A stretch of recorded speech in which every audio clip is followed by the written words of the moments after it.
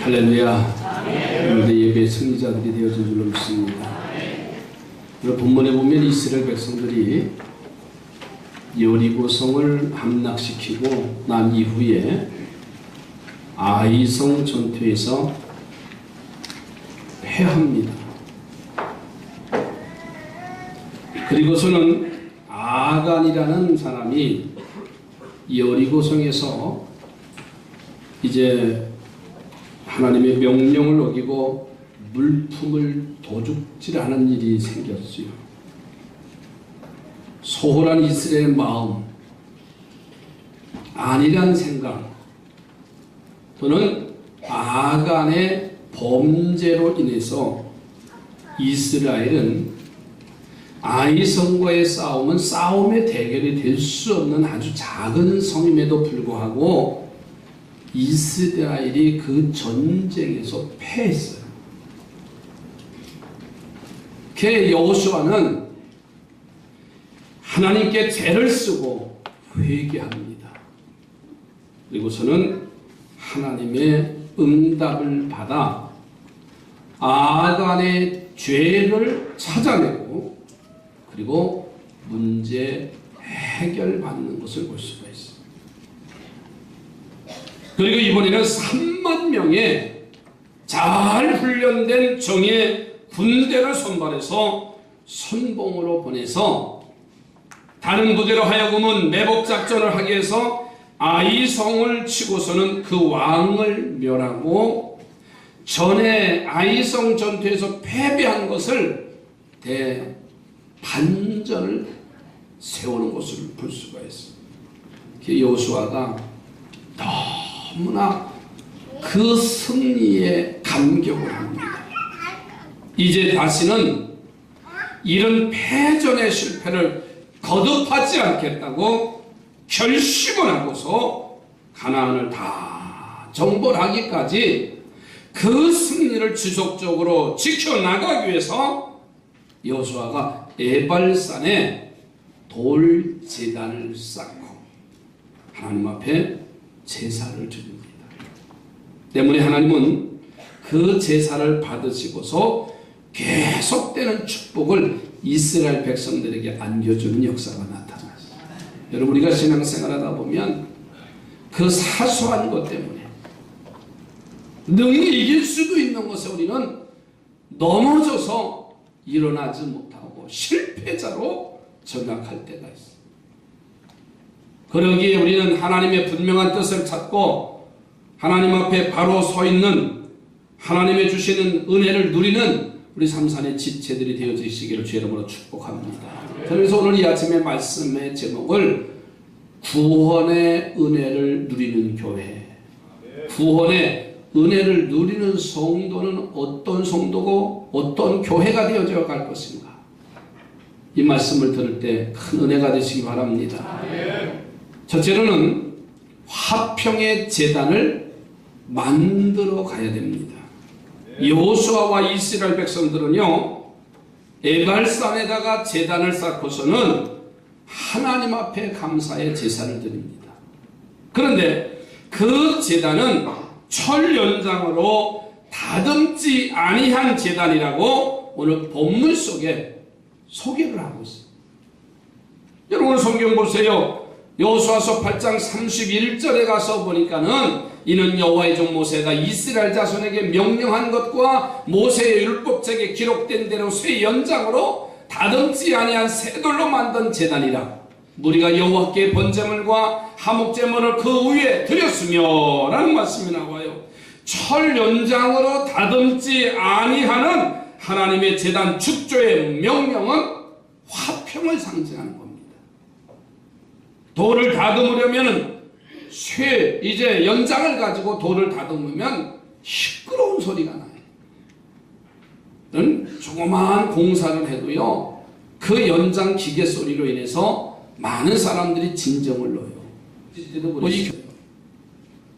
지금처럼 아마 이 6월 중순 되면 교회가 땅을 파고 한참 이제 막 골조가 올라가고 빔이 올라가고 그럴 텐데 주변 사람들이요, 얼마나 참 미안하기도 하고 그런 일들이 있었어요. 그러니까 돌을 쇠 정으로 찍으면 아주 시끄러운 소리가 나니까, 그래서 하나님은 제단을 만들면서 철 연장으로 다듬지 아니한 돌을 사용해서 제단을 만들라고 명령을 하셨어요.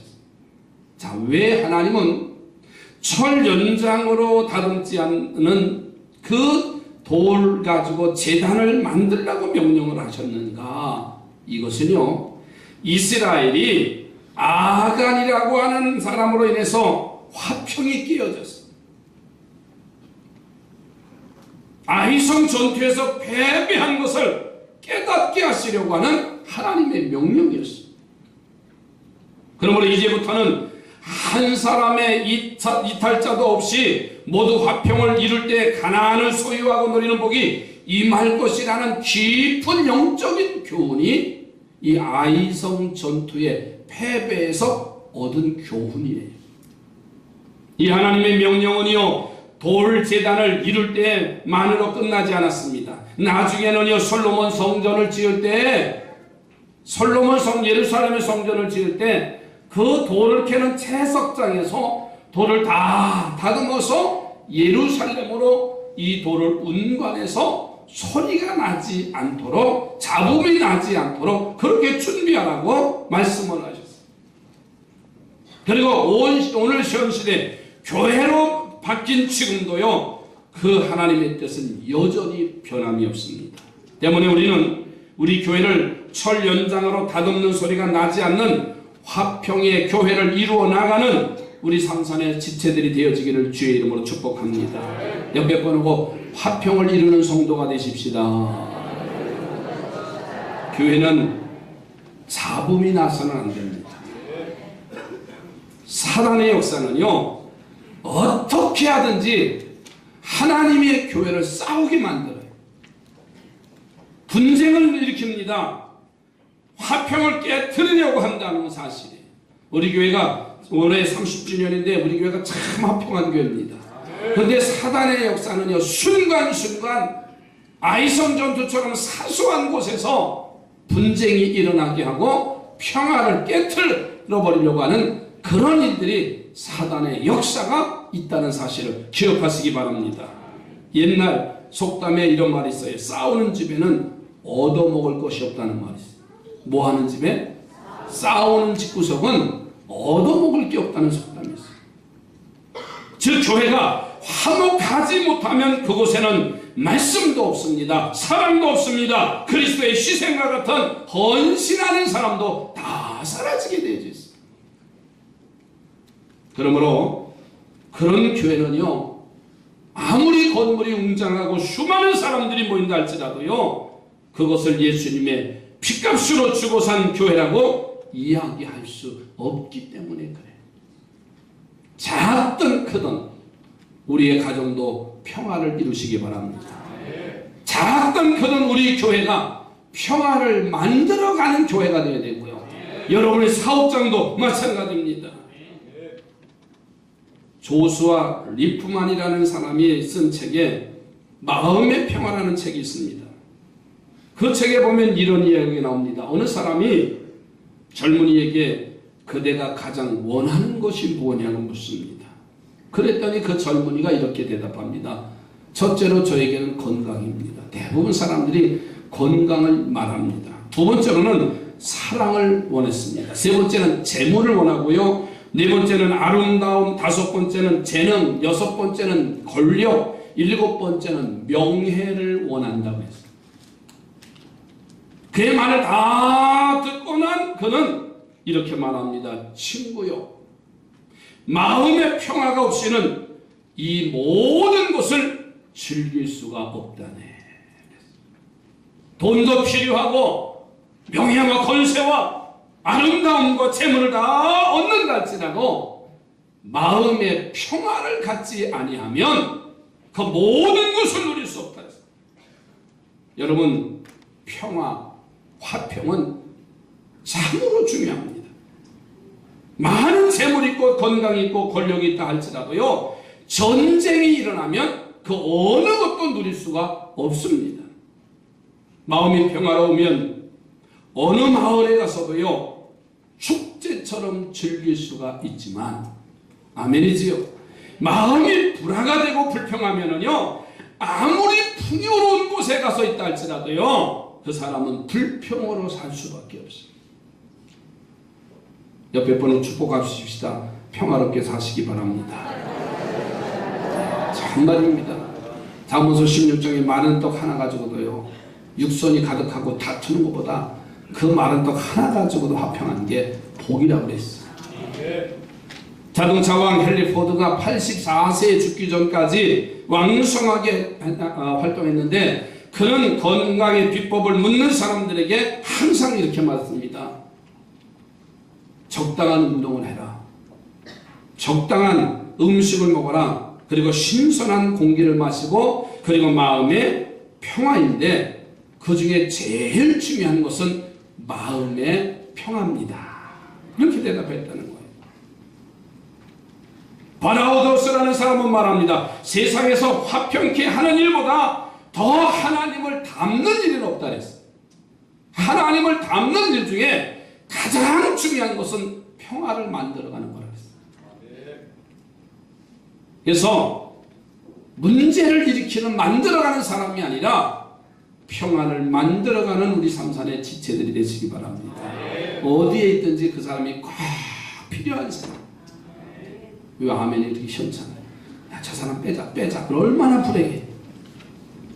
야, 어디 갈 때 꼭 아무개 집사람, 아무개 온사람 우리 꼭 모시고 가야 돼. 왜 아멘을 이렇게 시원찮게 해요? 왜? 그 사람이 필요하다는 말이에요. 그 사람이 있으므로 화평하고 재미있고 평화를 만들어간다는 거예요. 우리 교회에 대표적인 여성 하나가 있어요. 오늘 이 자리에 참석하는데 전민아 권사님. 전민아 권사님 있으면요, 하여튼 그죠? 어떤 때는 너무 심해서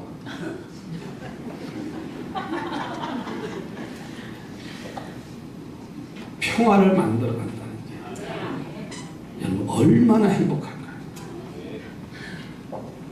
30년 전에 평화의 기도라는 거기 참 유행했어요. 프란치스코의 주여 나를 평화의 도구로 써 주소서. 첫 소절이 주여 나를 평화의 도구로 써 주소서. 미움이 있는 곳에 사랑을, 상처가 있는 곳에 용서를, 분열이 있는 곳에 일치를, 의욕이 있는 곳에 믿음을 심게 하소서. 우리 성가대가 한번 했으면 좋겠어요. 예전에 지금 잘 안 하는데 학생 때 했던 이 찬양이 계속 가슴에 남아있어. 진정한 평화를 주시는 주님은 말씀합니다. 요한복음 14장 27절에 말씀하기를 평안을 너희에게 끼치노니 곧 나의 평안을 너희에게 주노라. 내가 너희에게 주는 것은 세상이 주는 것 같지 아니하리라. 할렐루야. 여러분, 백성 전체 그리고 그들의 지도자인 장로나 유사나 그 모든 사람들이 모여서 하나님이 주시는 참된 평안함을 누렸다는 사실, 우리 교회가 이곳에 올 때마다 평화를 누리기를 바랍니다. 두 번째로는 열심히 모이는 제단이 되어야 은혜를 누릴 수가 있어요. 여호수아와 이스라엘 백성들은 아이성을 이긴 승리를 지키기 위해서 예배산에 제단을 쌓습니다. 돌로 다듬지 아니하는 제단으로 그곳에서 모여서 예배하는데, 그런데 그들의 모임이 예사롭지가 않았어요. 오늘 본문 33절 가서 보십시다. 온 이스라엘과 그 장로들과 관리들과 재판장들과 본토인뿐 아니라 이방인까지 여호와의 언약궤를 뺀 레위 사람 제사장들 앞에서 궤의 좌우의 손에 절반은 거리심산에서 앞에 절반은 에벨산 앞에 섰으니 이는 전에 여호와의 종 모세가 이스라엘 백성에게 축복하라고 명령한 대로 합니다. 백성 전체들이, 그리고 지도자인 장로들이, 유사와 재판장들이 빠짐없이 다 모였다는 거예요. 그것뿐만 아니라 본토인과 이방인들, 즉 그때까지는 하나님을 잘 모르는 사람들도 모두 다 에베소에 모였다는 거예요. 얼마나 그 모습이 장관이겠습니까? 그리고 그런 모습을 보신 하나님이 얼마나 만족하셨으면 그 만족하신 하나님이 그들에게 아이성을 이긴 승리를 지킬 수 있도록 축복하신 줄로 믿습니다. 대한민국 12년 전에 거리마다 붉은 옷을 입고서 그러면서 환호하는 소리 한번 생각해 보세요. 가슴이 찡할 정도예요. 정말로 찡해요. 그렇죠? 전 세계를 알리는 한국의 역사가 있었어요.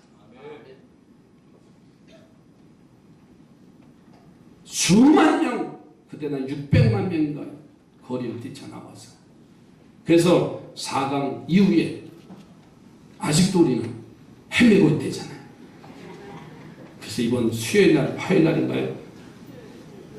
수요일날 어떻게 될지 모르겠어요. 저는 안 볼 거니까요. 필리핀에 가 있으니까 볼 기회는 없겠지요. 뭐 혹시 모르겠어요.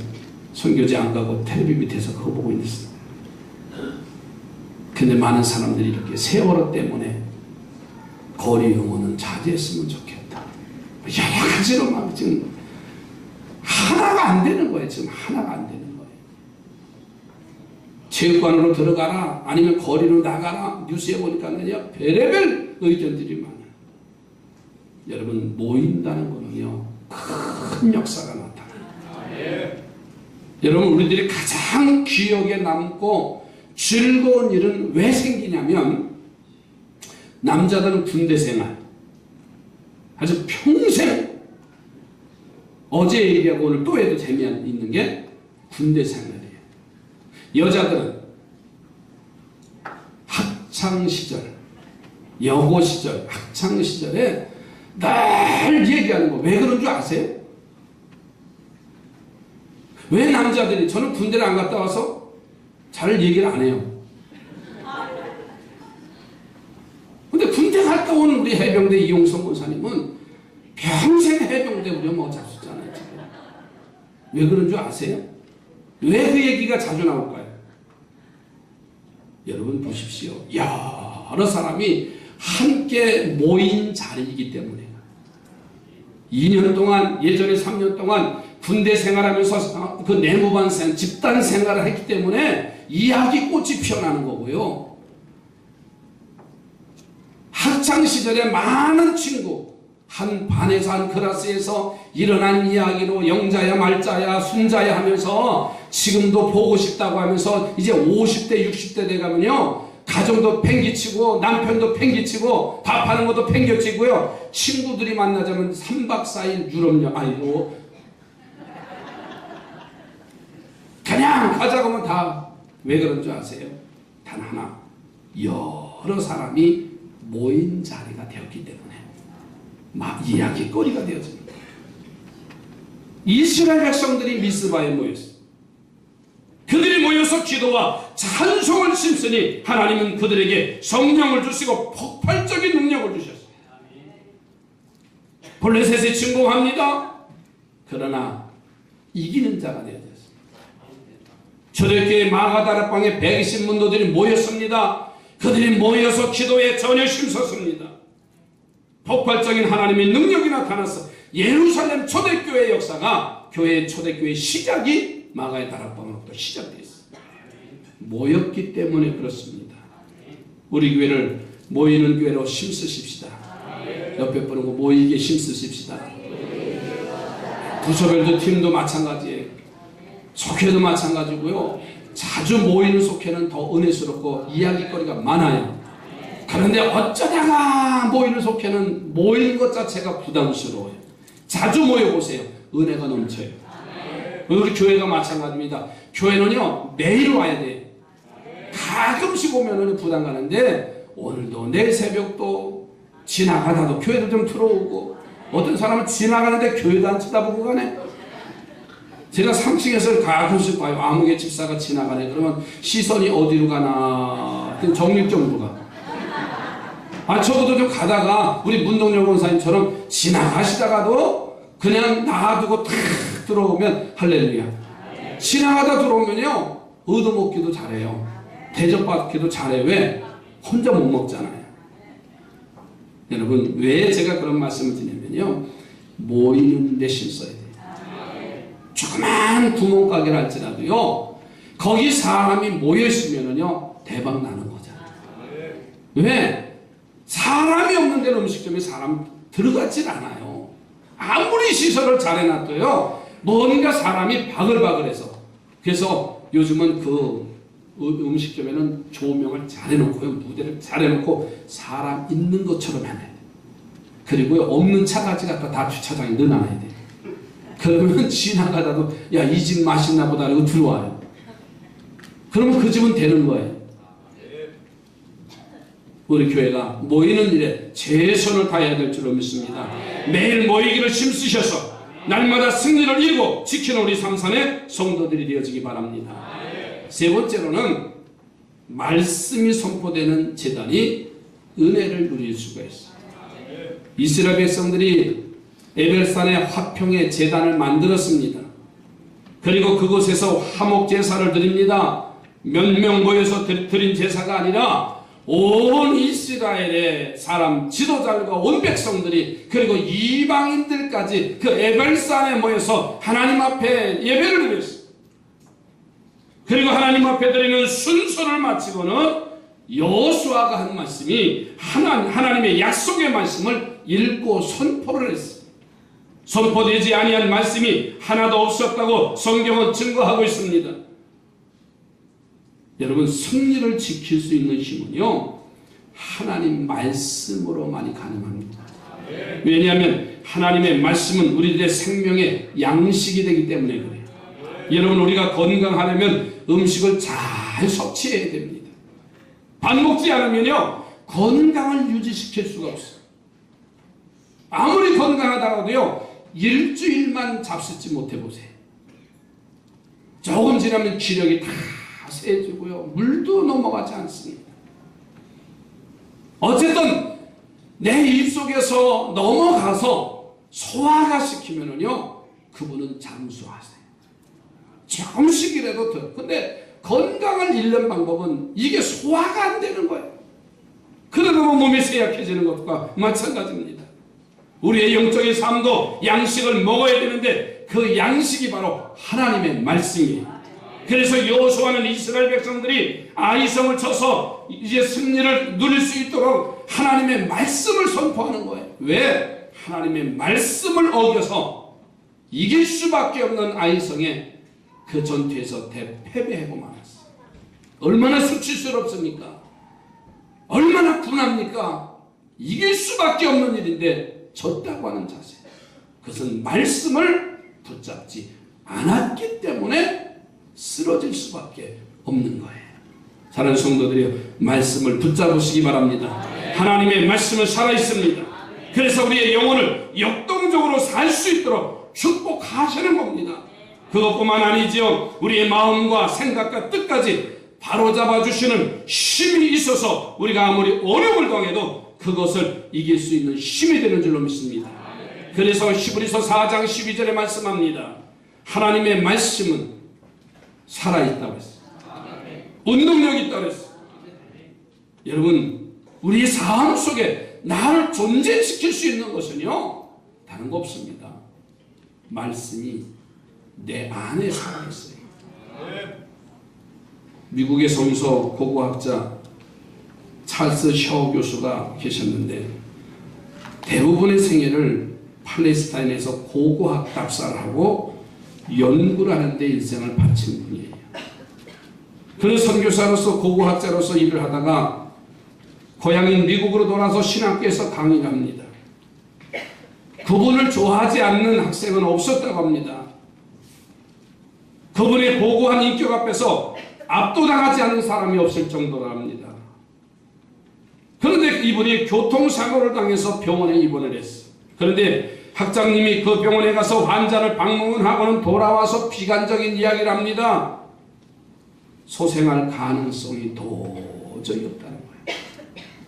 온 학교의 학생들이 걱정을 하고 안타까워했습니다. 그런데 얼마 후에 다시 소식이 들려옵니다.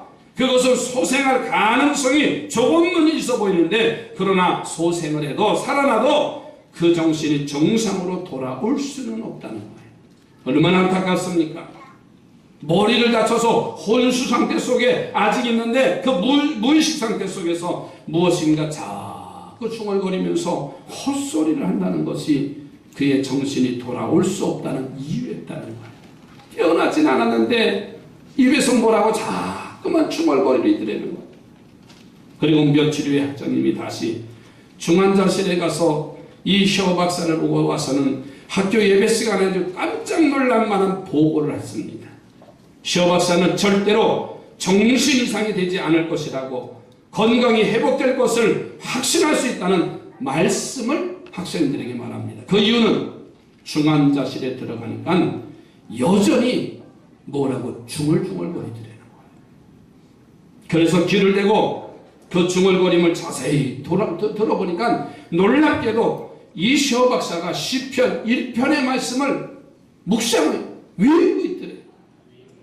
혼수 상태이면서도 뭔가 이야기를 하는 것 같은데 시편 1편의 말씀을 계속해서 되새기고 있는 것을 보고서는 이 학장이 와서, 여러분, 셔 박사는 회복될 겁니다. 저분은 정상적으로 회복될 것입니다. 여러분, 혼수 상태가 됐습니다. 가슴 속에 하나님의 말씀이 살아있으니 살아있을 수밖에 없고 승리할 수밖에 없습니다. 과연 그분이 혼수 상태 속에서 암송했던 하나님의 말씀 시편 1편이 그 말씀처럼 신학교에 심겨진 나무가 시절을 쫓아 열매를 맺고 잎사귀가 마르지 아니함같이 기적적으로 소생하는 축복을 얻게 된 줄로 믿습니다. 여러분, 우리가 지금까지 신앙생활하면서 우리 삼산교회가 30년 동안 하나님의 은혜 가운데 여기까지 왔습니다. 구원해 주신 은혜를 지켜갈 수 있는 교회가 될 수 있도록 우리 모두가 힘써야 됩니다. 화평의 교회를 만들기를 힘써야 됩니다. 모이기를 이제 힘쓰는 교회로 만들어가야 됩니다. 그리고 하나님의 말씀이 선포되고 그 말씀을 듣고 행하고 열심히 전도해서 우리 삼산교회가 건강한 교회로 세워지기를 축복합니다. 일시백천의 역사가 오늘 이 시대에 우리를 통해서 세워지길 원하십니다. 그것의 주인공으로 세워져 가기를 주님의 이름으로 축복합니다. 기도합니다. 하나님, 지난 30년 동안 지켜주신 하나님, 구원해 주신 은혜를 지켜갈 수 있는 우리 삼산재단 되도록 온 성도들이 힘쓰게 하시옵소서. 화평의 교회로 만들고 모이기를 힘쓰는 교회로 세워지게 하시고, 하나님의 말씀이 선포되어질 때마다 그 말씀을 듣고 행하고 하나님 살아있는 교회, 건강한 교회로 세워 주옵소서. 이곳에 예배하는 자들마다, 이곳에 와서 기도하는 자들마다, 이곳에서 하나님 헌신하는 자들마다 하나님 채우시고 세우시고 축복하여 주시옵소서. 일시백천의 공동체를 이루는 최고의 생애를 만들어가게 하옵소서. 예수님의 이름으로 기도드립니다.